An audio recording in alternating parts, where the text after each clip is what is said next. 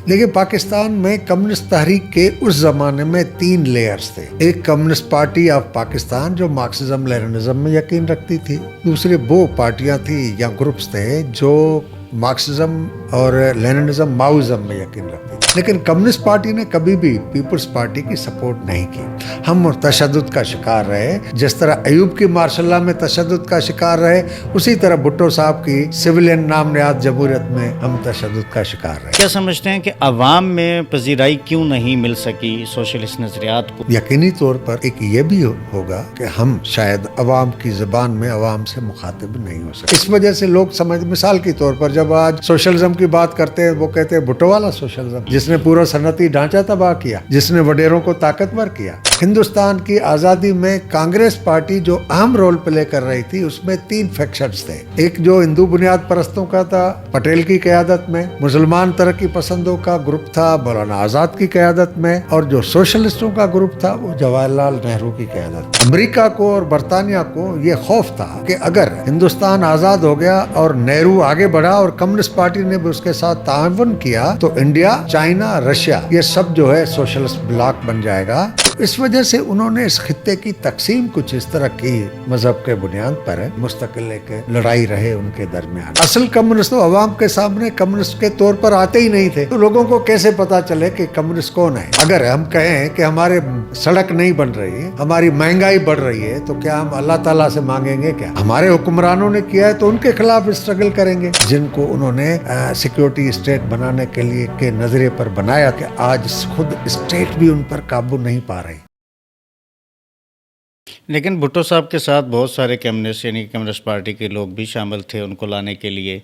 उन्होंने तो उनको सीटें भी ऑफ़र की थी, उन्होंने ठुकराई। वो चीज़ें जो है आप उसको कैसे देखते हैं कि उनकी वो ऑफ़र कबूल कर लेनी चाहिए थी लोगों को?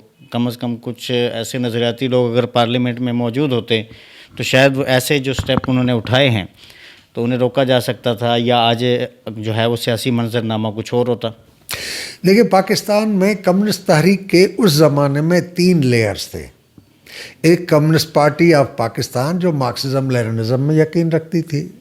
दूसरे वो पार्टियां थी या ग्रुप्स थे जो मार्क्सिज्म और लेनिनिज्म माओइज्म में यकीन रखती थी। और कुछ पार्टियां ऐसी थी जो सोशल डेमोक्रेसी की बात करती थी।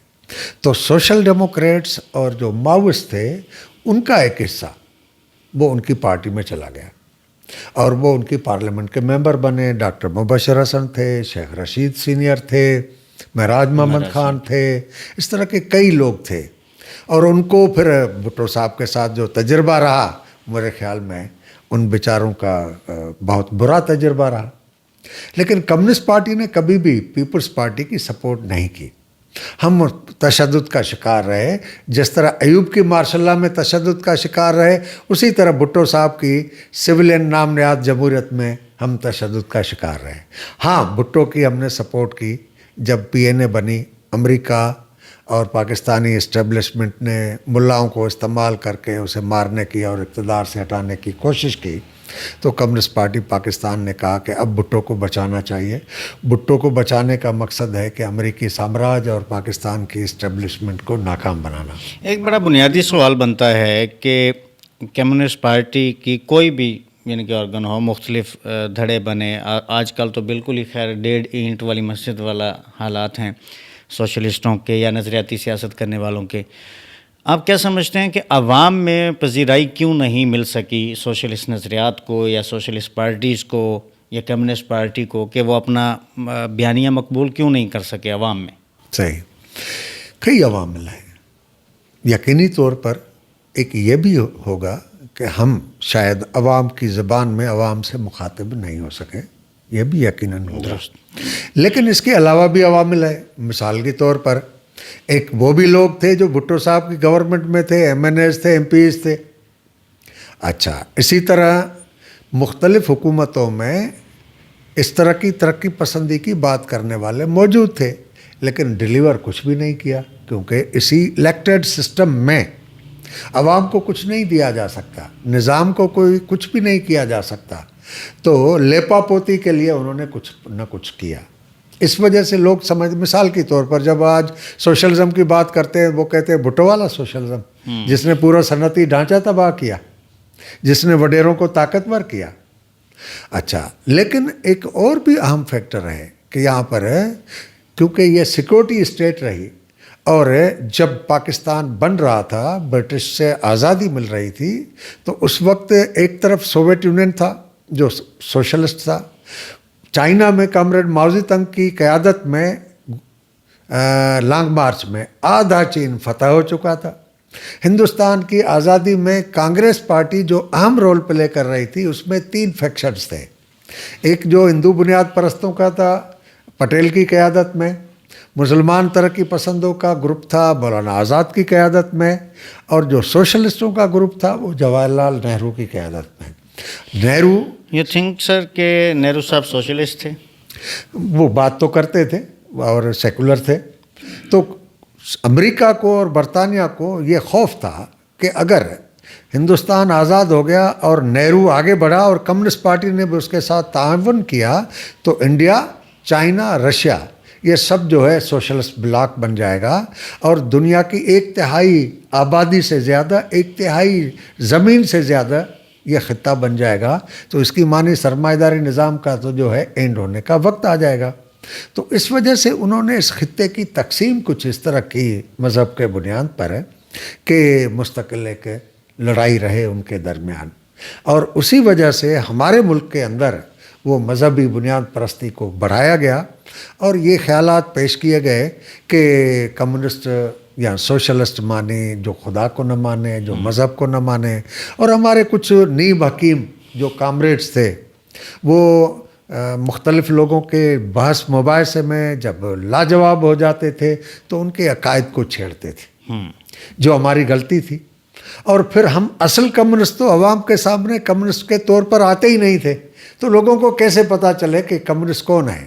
ان کے سامنے جو لوگ نیم حکیم کی طرح باتیں کرتے تھے وہ سمجھتے یہی کمیونسٹ ہے, اور پھر امریکی اور پاکستان کی اسٹیبلشمنٹ کی پروپیگنڈا تقویت پکڑتی تھی کہ ہاں واقعی یہی ہے.